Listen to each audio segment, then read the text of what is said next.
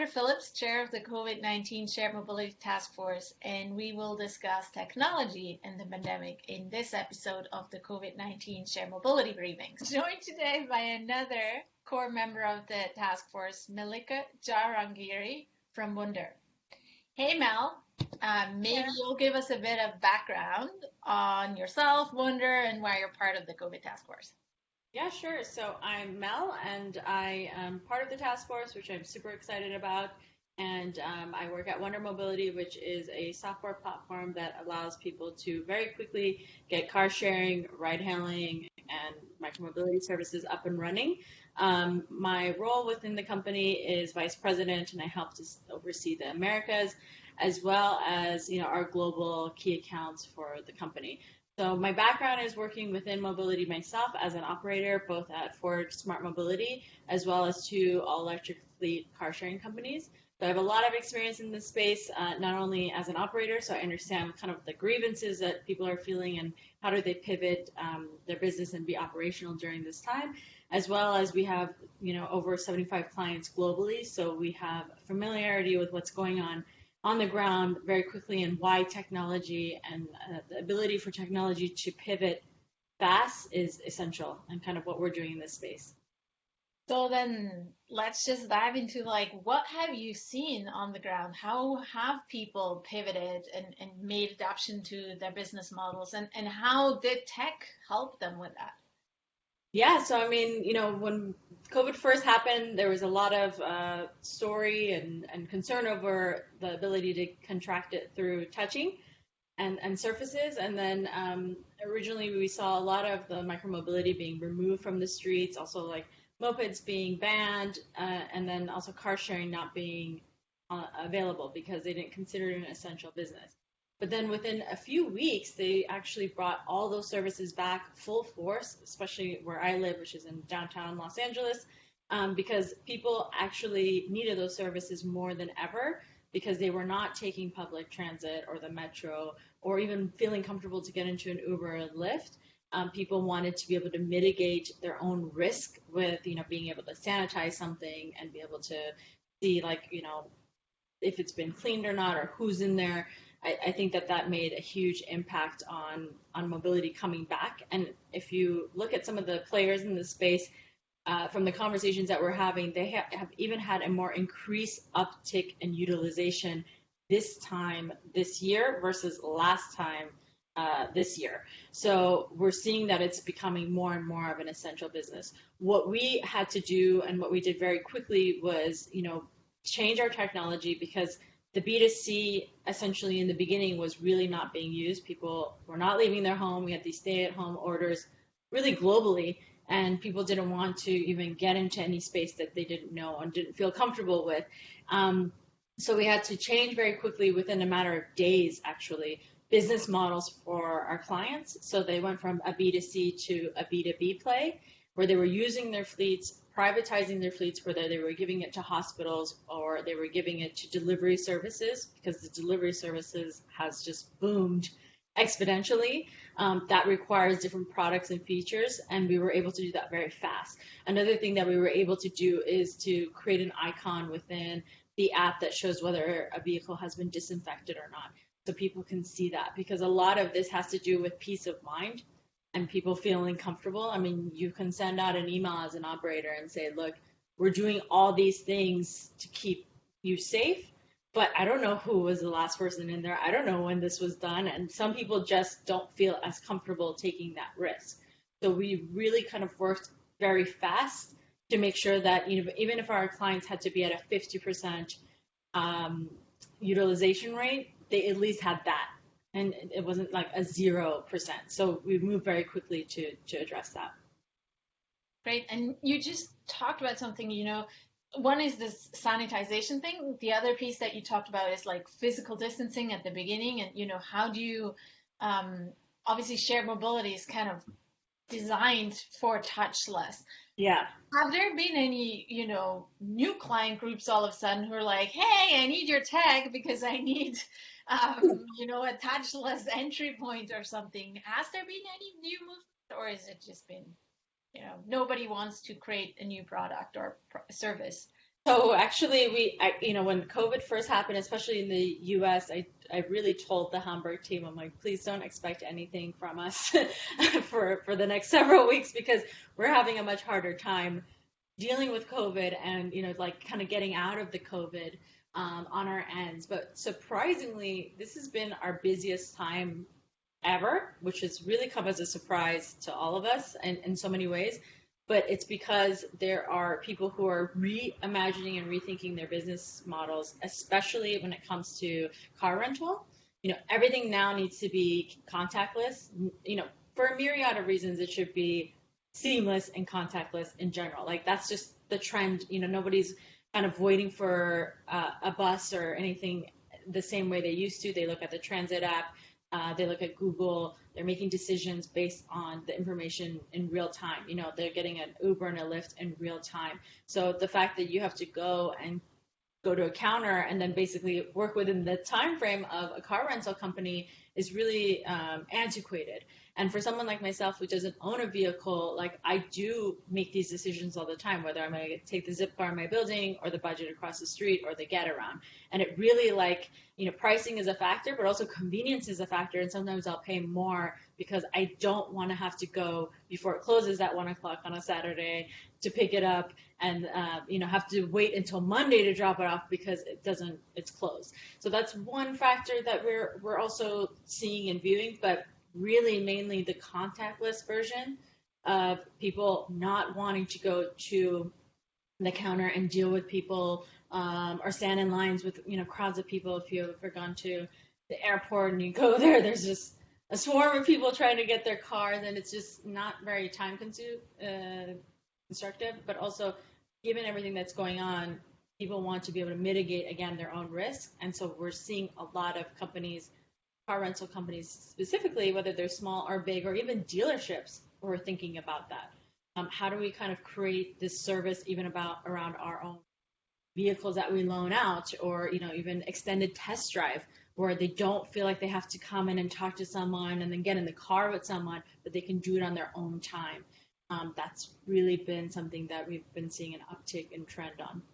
Do you think this has been something that, has been brewing anyway, and COVID has just accelerated this, and all of a sudden Totally. people are more open to the change of it, or? Exactly. Let's just say we've already been having these conversations and then COVID hit and it was just like boom, we need to accelerate the timeline and the need for it that much faster. So I think car rental companies, they're a little bit more maybe used to their process and their ways that they've done it, and it's worked for them to a certain capacity, but it's just not kind of moving into the times of what's available within mobility, and they are thinking about, how do we kind of create a service where we can compete with just kind of the trends in the market and what people and customers are demanding. Now you have COVID, which is requiring, people to be able to mitigate their own risk, to not be in close proximity to people, XYZ. And so they need this kind of service even more if they want to even be able to be relevant and, maintain and get through this COVID in a positive way, where post-COVID, it's not like, okay, this is a period of 6 weeks or 12 weeks or whatever, and then we're going to go back to business as usual. There is no business as usual. There is no normal.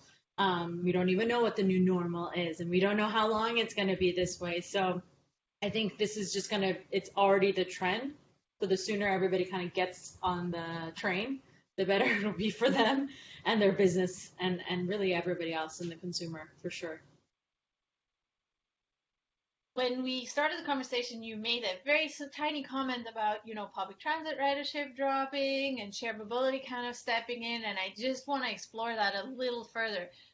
So what, and maybe in LA in particular, right, where everybody was removed initially and then they came back, and you said it's just exploded afterwards. Mm-hmm. Who do you think, if once I feel like we're moving into recovery, but as you say, this may be another, 12 months, 18 months, 2 years of back and forth. So who is recovering more quickly, and what drives that?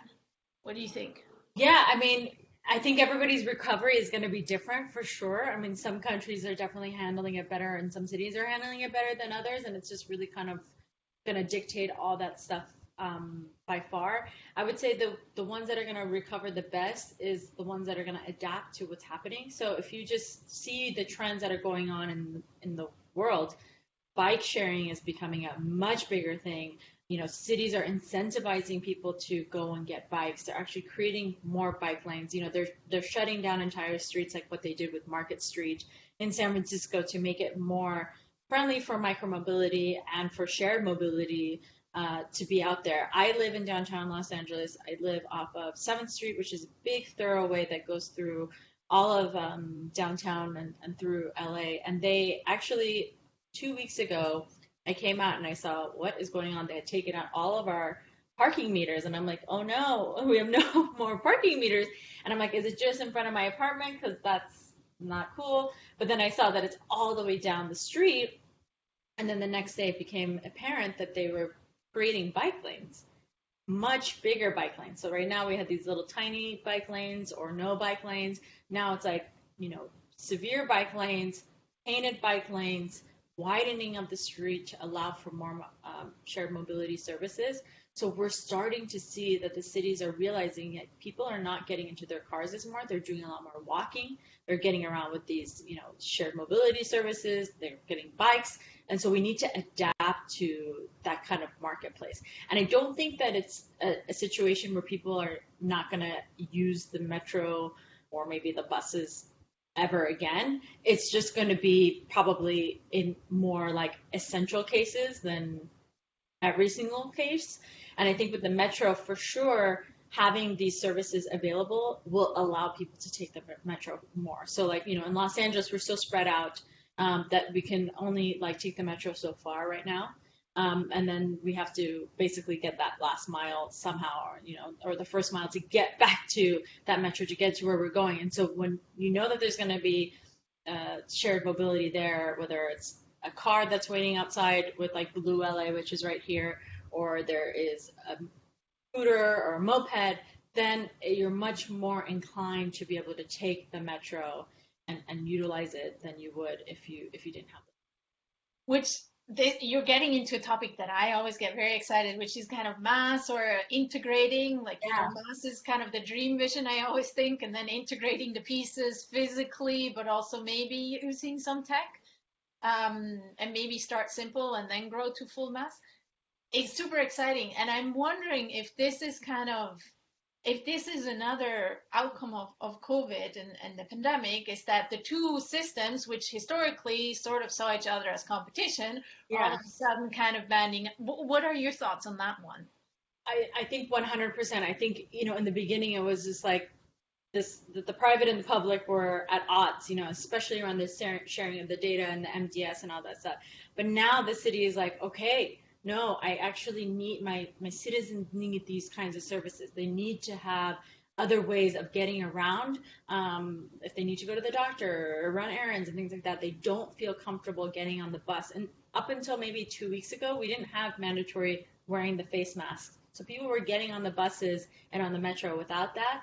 And that's very scary for a lot of people. And so unless it's super critical that you take it, you have no other options. People are looking for other ways to get around. And so it became very apparent and clear to public agencies how vital these services are. So even if you look at some of the things that are even happening in New York, like Revel has expanded their footprint over there, which originally was just like, I'm going to use it for essential businesses, you know, essential workers only, and have it as a service for them. Then they expanded their footprint and expanded their geofence to a much larger range because they realized that people can't get to where they're going in the way that they would normally. They don't feel comfortable, so we can give them this moped and, you know, expand our geofence so they can get to see their parent or maybe go to the doctor or whatever. And like, if you even look at City Bike, again, like they have a higher utilization, over 70% of what they had this month than they did last year this month. So it's just becoming this thing that you can't ignore, that shared mobility is critical. And like the private public agencies, I think are now much more open to working together. Yeah. This pandemic has kind of like accelerated how important it is that there are other services available to their citizens to be able to move around during these times. Yeah. So you don't essentially make it more resilient because you have lots of options instead of thinking, well, I'm just doing, the best thing is just having bus and metro. Yeah. That's the best thing ever. In certain circumstances, maybe that's not the best thing ever. So make it Even more like, yeah, resilient, right? even like bus and metro, like sometimes it doesn't even make sense to have a full bus riding the same route, like for example, if they are having a bus that only has 6 people on it, then it just does a thing where it makes more sense to have microtransit instead, and like having smaller vans and having their same union drivers doing smaller vans and doing things more like a Chariot or a Via or whoever, instead of like creating these big buses that are really holding no more than maybe 5 to 6 people anyways. So it's just kind of like repositioning the mindset where it's not that these private companies are necessarily competing with your service, they're complementing your service.